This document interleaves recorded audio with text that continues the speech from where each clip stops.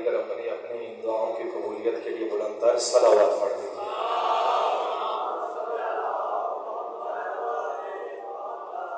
اللہم ارزقنا فی الدنیا زیارت قبر الحسین علیہ السلام وفی الآخرۃ شفاعۃ الحسین علیہ السلام۔ اللہم زدنا فی محبت الحسین علیہ السلام۔ اللہم ادخلنا الجنۃ من باب الحسین علیہ السلام۔ دعا ہے پروردگار آپ کا اس بارگاہ مقدس میں آنا اپنی نگاہ مقدس میں قبول و منظور فرمائے۔ پروردگار بانیان کی صفحہ اعضاء اپنی بارگاہ میں قبول و منظور فرمائے۔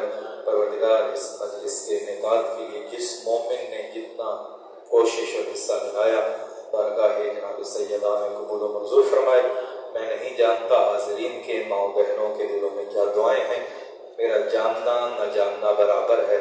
غیبت کی مسند پہ حیبت کی نقاب اوڑے فرزند زہرا جانتے پروردگار اس امام کے طفیل کی دعائیں قبول و منظور فرما، خصوصاً امام زمانہ کے ظہور میں تعجیل فرما، ہمیں ان کے انصار و محبین میں شمار فرما۔ دعاؤں کی قبولیت کے لیے ایک دفعہ شفیع روز جزا وارث حضرتہ مصداق نما بنت مصطفیٰ کی ذات پہ بلند تر صلوات پڑھ دیجیے۔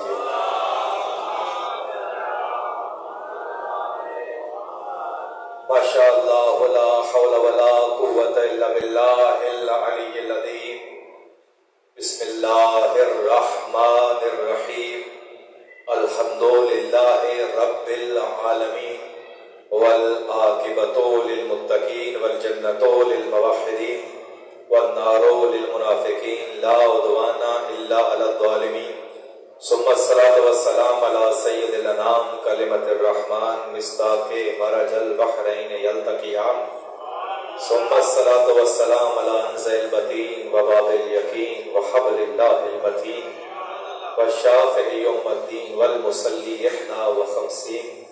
ثم الصلاۃ والسلام علی صاحب القبلتین الضارب بالسیفین والطائب بالرمحین وارث المشعرین الذي لم يشرك بالله طرفة عين۔ ثم الصلاة والسلام على سيدة العذراء الزهراء الحوراء الصديقة الكبرى الصديقة بالأقوال والمباركة بالأفعال والطاهرة بالأحوال الزكية بالدلالة والمرزية بالعدالة الحسان بالمكان والبتول في الزمان وسیدۃ النسوان راحت روح المصطفیٰ صاحبۃ شجرۃ الطوبیٰ التي انزل في شانها وشان زوجها سورة اللتی اعنی فاطمۃ الزہراء صلوات اللہ علیہا۔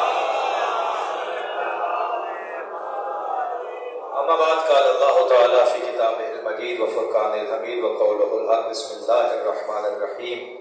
یرفع اللہ الذین آمنوا منکم والذین اوتوا العلم درجات۔ ایک دفعہ امام صادق کی ذات پہ بلند تر صلوات پڑھ دیجیے۔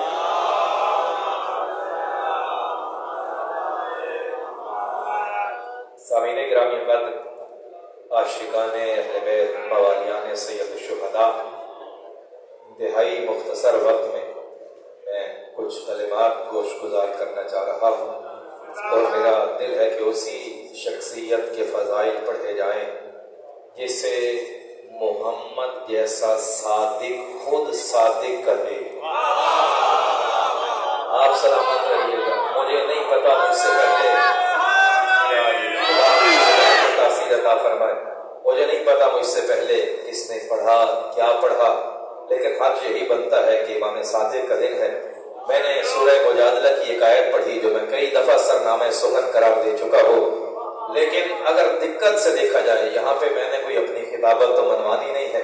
میرا دل کرے گا چودھری صاحب نہ بھی اشتہار بھیجیں گے تو میں نے آنا ہے تو آنا ہے، نہیں آنا تو نہیں آنا۔ جو ایک آیت بھی کسی ایک کی شان میں نازل ہوئی ہے، اگر اسے دقت سے دیکھا جائے اس میں محمد والے محمد کا بڑا بھی شامل ہے، بچہ بھی شامل ہے۔ بات تھوڑی مشکل ہے اور آپ پہ میں اعتماد کر کے پروردگار کہہ رہا ہے یرفع اللہ الذین آمنوا منکم والذین اوتوا العلم درجات، کہ پروردگار کہہ رہا ہے کہ میرے بعد اور اس بنائی ہوئی دنیا میں اگر اپنے انداز سے ترجمہ کرو، لوگ عزت کے معیار و پیمانے بنائیں گے، کسی عزت زیادہ اس سے ہوگی جس کے پاس پیسہ ہو. کسی کے نزدیک عزت دار وہ ہوگا جو صاحب مال ہو. کسی کے نزدیک عزت دار وہ ہوگا جو صاحب اولاد ہو. جس کی اولاد زیادہ کبھی اس کی عزت, جس کے مال زیادہ کبھی اس کی عزت, کہیں کوئی حسین زیادہ تو اس کی عزت, کہیں شیر کے نام پہ اگر لومڑی کے پنجرے کے باہر.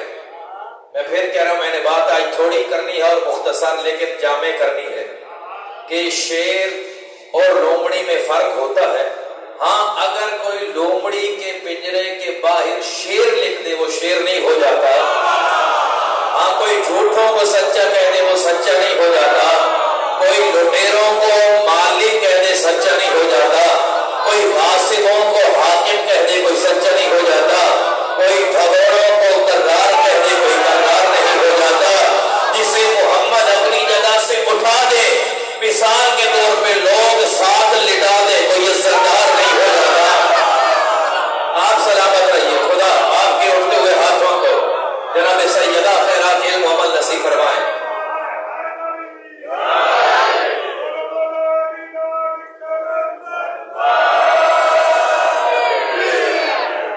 آپ سلامت رہیے. یہ تو زمانے کے معیار ہیں.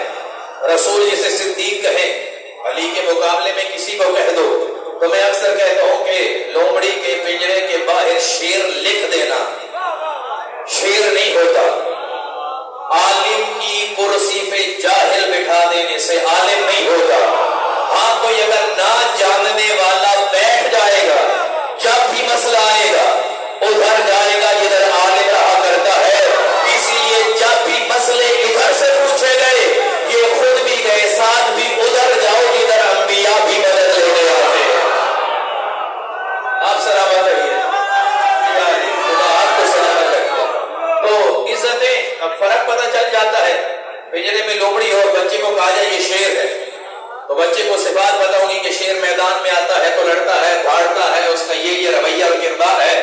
اور جب خدا نخواستہ میدان جنگ سج جائے اور کوئی بچہ اس لومڑی کا پنجرا کھول دے کہ باہر تو شیر لکھا ہے, پتہ چل جائے گا کہ شیر نہیں ہے. اور خدا نخواستہ کوئی سامنے تلوار لے کے آ جائے, اب بندہ بھول جائے گھر کا رستہ کون سا ہے, پہاڑی کا رستہ کون سا ہے. ہاں کوئی عزتیں ایسے نہیں ملتی. پروردگار سورہ مجادلہ میں کہہ رہا ہے یرفع اللہ الذین آمنوا منکم والذین اوتوا العلم درجات. قرآن شیعہ سنی نہیں ہے, قرآن کسی فرقے کے لیے نہیں آیا, قرآن تو ہر مسلمان کے لیے آیا ہے.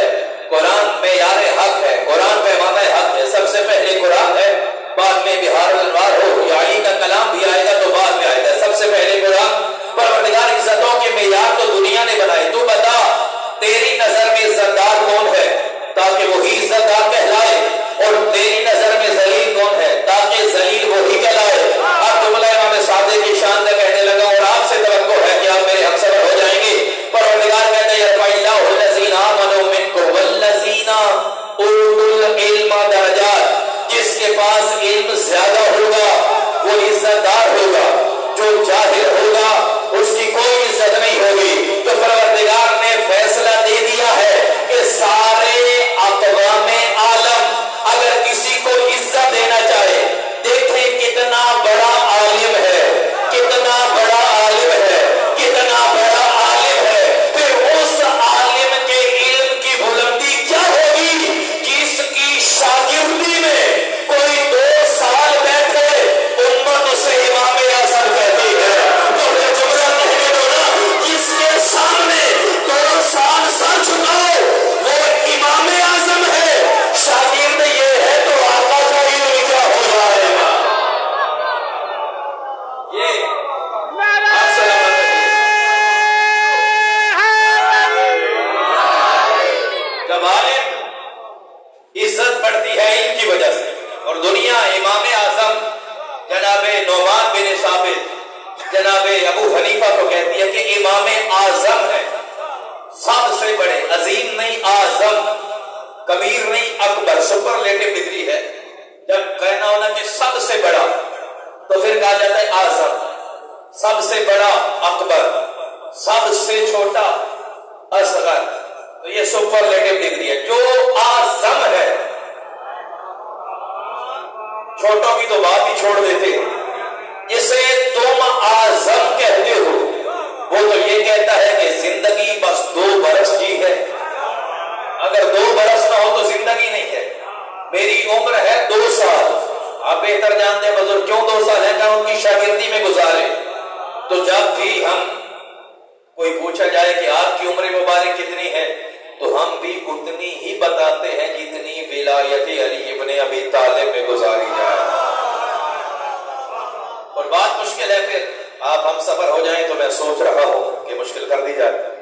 اور خود منصور دوان کی کئی دفعہ امتحان لینا چاہتا, اور امام کے علم کے چرچے کئی اصحاب بڑے بڑے نام ہیں, اگر میں ان پہ بات کروں تو میں نے جب بھی کوئی مجلس پڑھنی ہو تو کئی دن پہلے شروع کر دیتا ہوں, پھر جتنا انسان کے حصے میں آئے. کتنے کتنے عظیم شاگرد پیدا کیے. ماہر نفسیات دیکھا جائے تو ائمہ کے شاگرد میں ہے, علم فلکیات میں دیکھا جائے تو مولا کے شاگردوں میں ہے, علم نباتات میں دیکھا جائے تو مولا کے شاگردان میں نظر آتے ہیں. بڑی بڑی شخصیات, بڑی بڑی شخصیات, بڑی بڑی شخصیات جس کے سامنے خود کو چھوٹا محسوس کرے اسے صادق آل محمد کہتے ہیں, اسے صادق آل محمد کہا جاتا ہے. اور منصور دوانگی نے فیصلہ کیا, بڑی جلدی سے گزارا, کہ امام کا بول بالا ہے, ہم تو صرف بدن پہ حکومت کرتے ہیں, ظاہراً حکومت ہمارے پاس ہے, لیکن جب علم کی بات آئی ہے تو صادق آل محمد سے کتنے ایسے مسئلے ہیں جو امام صادق نے حل کروائے. تو اپنے مفتیوں کو کہا 3 بر اعظموں کی اس کی حکومت تھی. اس وقت کے 26 ممالک ان کی بادشاہت, 26 ملکوں کا بادشاہ, کہیں خوف نہیں کھاتا.